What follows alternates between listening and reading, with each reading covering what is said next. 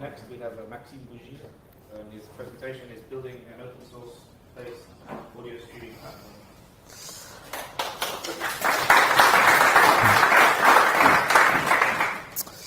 Hello everyone. Like I said, I'm Maxime from Radio France. I'm part of the cloud and infrastructure team at Radio France. We host many things. We host our website, our podcast, and now our streaming. In this context, we use a lot of open source software like Kubernetes, Terraform, and etc. We choose to build a new streaming platform with open source software.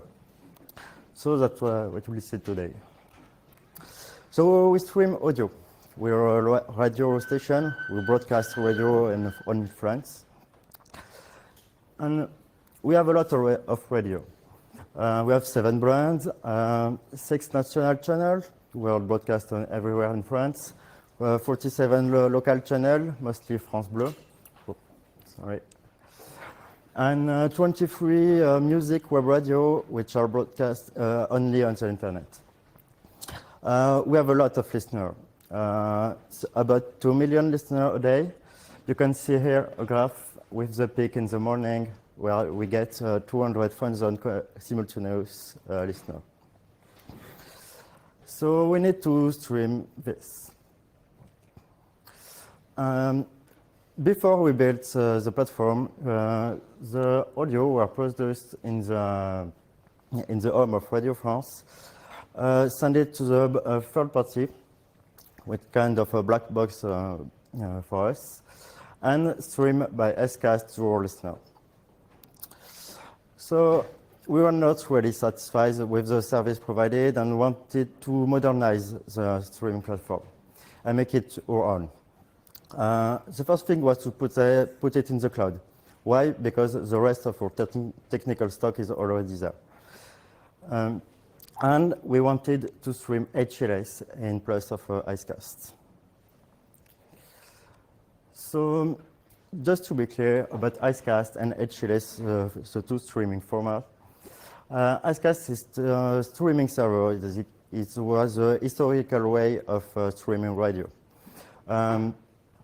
It works by the client connect to a single bit rate, and the server push in audio over long TCP connections. You cannot cache it, and you cannot change bit rate on the fly. You have to disconnect and reconnect the listener. In HLS, the principle is to chunk the audio into small parts. And we have then a sliding playlist that tells the client which file to download and in which order to play them. In HLS, we can have an adaptive bitrate. That means the client can start with a low bitrate and change it without disconnecting.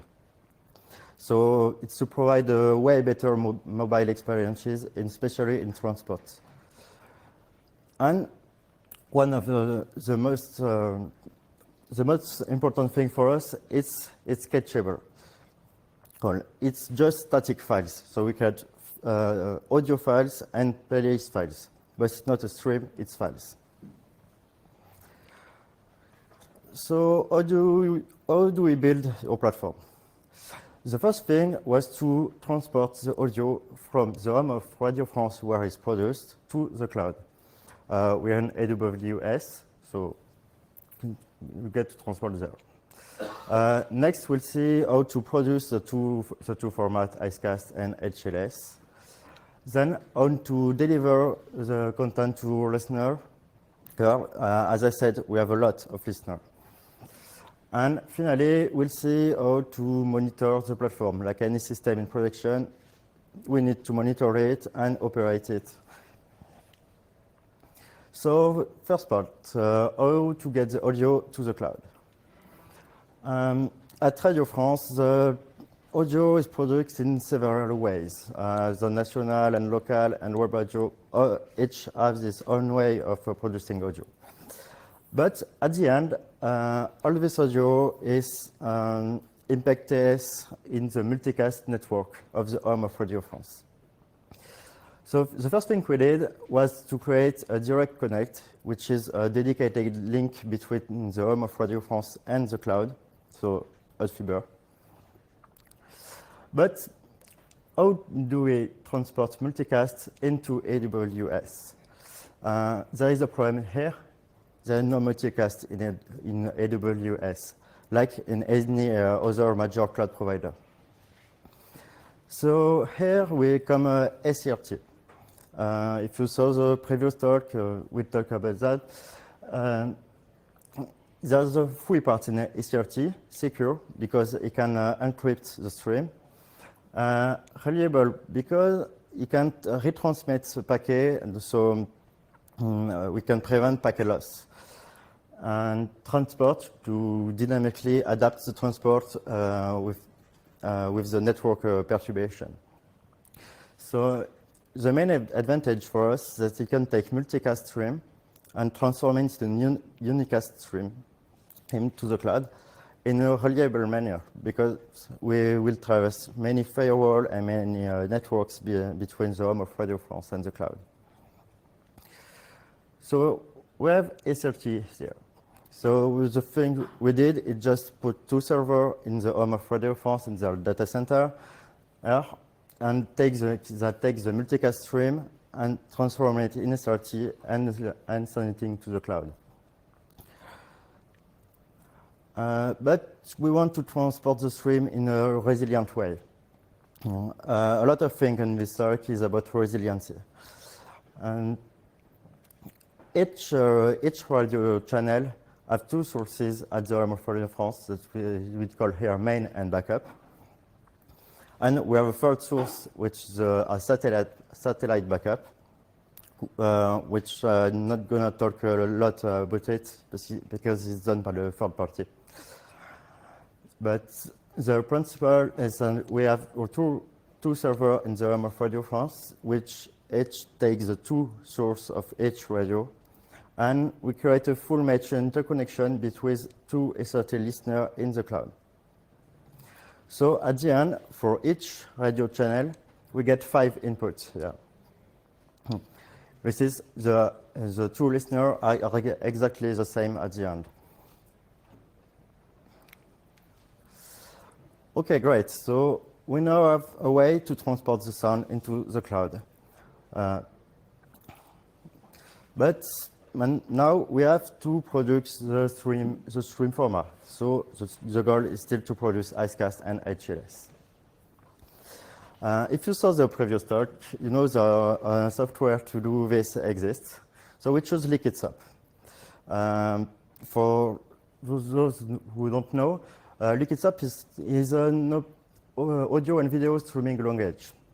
That it can take some input and create output with some control on it. We decided to collaborate with the LiquidSub team on this to adapt it to your needs. So we use it for several parts of the chain. So you can receive SRT stream. So the SRT input will create SRT listener. We use it then to transcode the stream in the format we want. So HLS and Icecast in multiple formats, AAC and MP3. And also you use it to control the stream. We have a need to switch between sources. As I said, there is the main sources and the backup sources and the satellite. So we need a mechanism to switch between sources. We need the fallback logic because the source can fail. And we need to monitor it. So we use LiquidSub to expose metrics about what we are streaming now and which input is up or down. So we did put LiquidSub on a server that I will call transcoder from now. It's bad naming, but it's not important. We put 2 transcoders in the cloud. What is there in a transcoder? There's LiquidSub, which receives the 5 inputs we talked before. There are instances of the IceCast server that we call there an IceCast master, because he has the master stream that we would relay after that. And he creates HLS files. As I said, HLS is just files. So we can use a web server like Nginx or any other to serve static content. But let's zoom in and see what Liquidsoft does internally. Here we define inputs.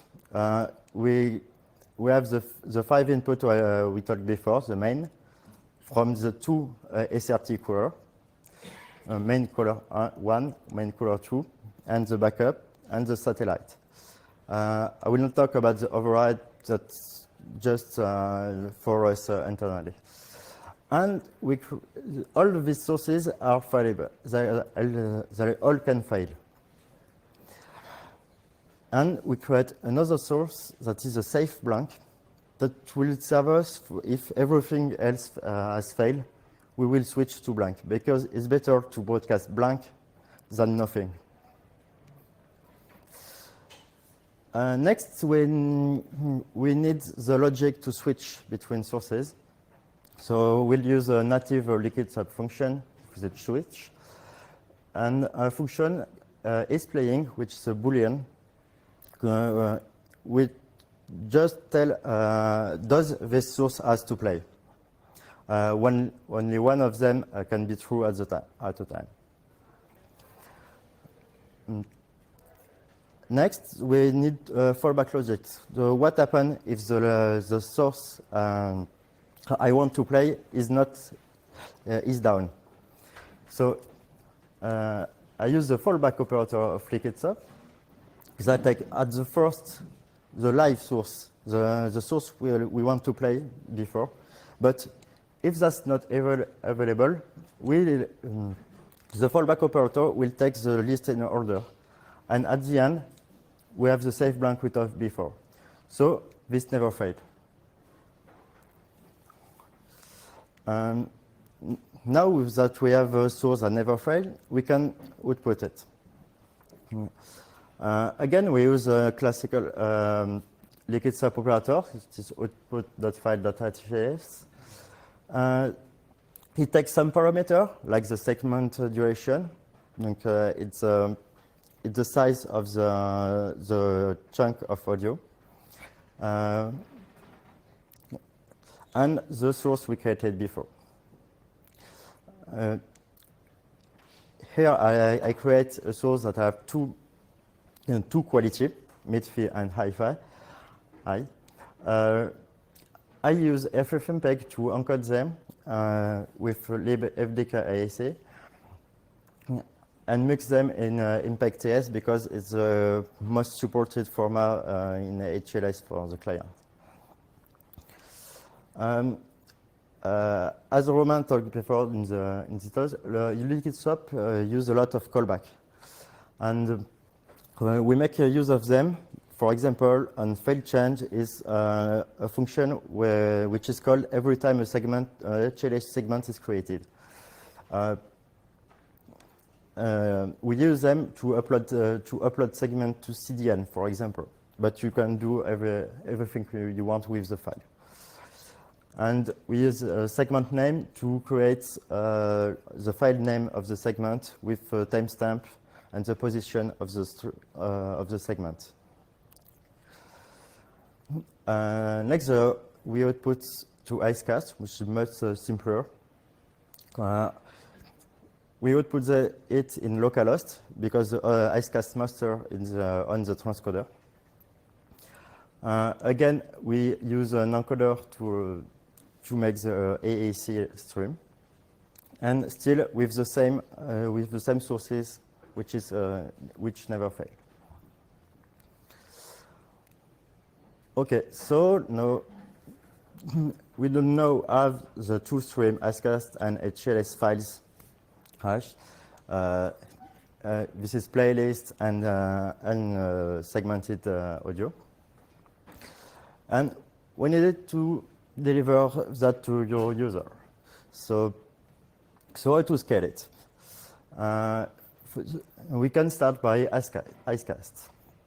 We have our two Icecast master here there. Icecast is the classical master and relay architecture.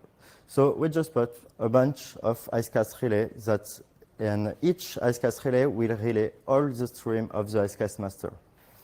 Icecast does have the functionality to switch between sources if one fails. And in front of them, we just put a load balancer in the cloud. There is no cache here. And we can't auto-scale Icecast because if you scale down with Icecast, as it's a connected protocol, when you scale down, we will disconnect all your clients. But we have an automatic fallback between the two Icecast masters. To scale HLS is much simpler. It's almost the same architecture that you have the two transcoders, but at this you can cache static content. So the cache layer is actually scalable. You can, if this is an example architecture, it's not exactly what we use, but you can host the cache layer anywhere you want, like in Kubernetes or in an instance groups with auto-scaling. And to make the fallback between the two transcoders, you can do this at the CDN level. Most CDN provide this. So the main advantage for us HLS is it operates just like a website and not like a stream. So let's see how we operate the stream. As I said, on the transcoder we have a liquid SOP, but we not have one liquid SOP. We have one liquid SOP per channel. So we needed a way to automate the installation of this. The answer is Ansible. We didn't reinvent the wheel. We created a dictionary with all our radio channels, its input and output, the ESRT port and everything. So with this dictionary, we create all the configuration needed. So each channel has its own SRT caller, has its own liquid subscript, and Icecast master and relay configuration. Next, we need to collect metrics. So again, it's pretty classical. We use Prometheus in all our technical stack for our website and etc. in Kubernetes, and Grafana to visualize. In this platform, we mainly use three sources of metrics. Node exporter for the metric at the server level, like CPU and RAM. Liquid SOP can actually expose Prometheus metric now. And Icecast expose their own metric too. So what do we get? It's an example dashboard of the internal of Liquid SOP. We can see that all the sources are available. There's the main color one is playing. There is no blank output. And this is a history of the stream. In a streaming platform, one other important need is to know how many listeners are there now. And for Icecast, it's easy. It's a connected protocol, so the server knows how many clients are there. Yeah. So we can just grab metric from Icecast, and we know how many listeners we have. But for HLS, it's more complicated because the only information we get is access log. So we need to work with the CDN and to put the logs to us. And we had to build a custom log ingester for this that creates Prometheus metric and tell us an estimation of how many listeners there is. At the end, we have a dashboard like this. So we can see We have about 50-50 HLS and Icecast listener. This is a pattern on 1 week of radio with the peak in the morning. And now the platform is pretty complete. So if you want to learn more, you can check out my personal project, which is an example of the Liquidsoft script views at Radio France. Check out the SRT GitHub and the Liquidsoft website. I would like to take a special thanks to the Liquidsoft teams, Romain and Samuel here. Thanks you for your attention. Do you have any questions?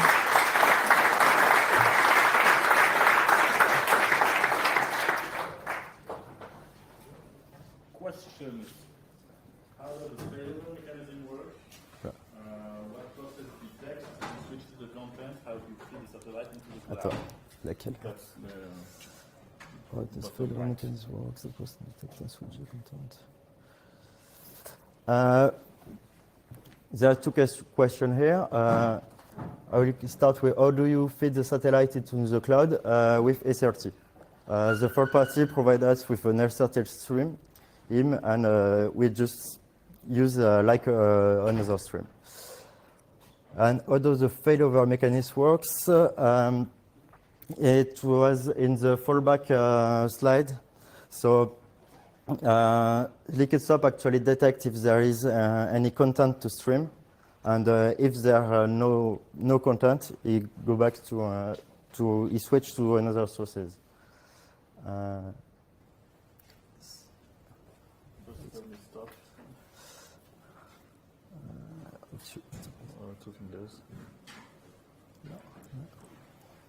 Yeah, this is the fallback mechanism. If one source is unavailable, it switches to the next one. Next question: have you tested audio quality of the FFmpeg AAC encoder? Not really. Yes, but not in the details, and we don't know if it's better than FDK AAC or not. You showed your own CDN, but you still use Akamai at the same time? Well, it wasn't really clear because we are not on CDN. We do use Akamai because it's public contract, and so we had to use it. It's just cheaper than plain AWS. Would such an architecture scale to personalized streams, one stream per listener? Probably not. Why? Probably not because you have to have one Liquidsoft per listener if you want to personalize it. So kind of difficult. And for HLS, you will create a lot of files because each listener will have its own files. Why don't you offer a dash stream? Because we don't need to from there. HLS is more popular for the moment. Maybe in the future we will, but for now. Question from the floor? Yeah. About the failing mechanism. Yeah. Fallback. Yeah. So how do you know when it happens, and when it happens, what do you do? At what it was a question about the fallback and how do we detect the fallback? And I have one question: is a fallback at which level? There's two fallbacks. There's fallback in Liquidsoft, but there's fallback at the higher level between transcoder. What's the question for the fallback in the transcoder? In Liquidsoft, it's just it was the same question as before. So it's the fallback operator of Liquidsoft, but at the higher level, it's kind of difficult. You need to know if you need to detect if there is stream or not. But the thing we do is to return an error code, an HTTP error code, when there is no stream. And the CDN can fall back on your on HTTP or code. Last question. Yeah. If HLS is better in every way for you, why do you still need to output IceCast? For legacy listener. Based on the client hardware? Yeah, there is a lot of websites that takes Radio France stream and provide them, and their players are not compatible with HLS. There's about 50% HLS and 50% IceCast for now. And hardware boxes, home stereo boxes, Uh, they're all IceCast. Yeah, yeah, for now, except Apple, obviously. Okay, well, thank you. Thank you.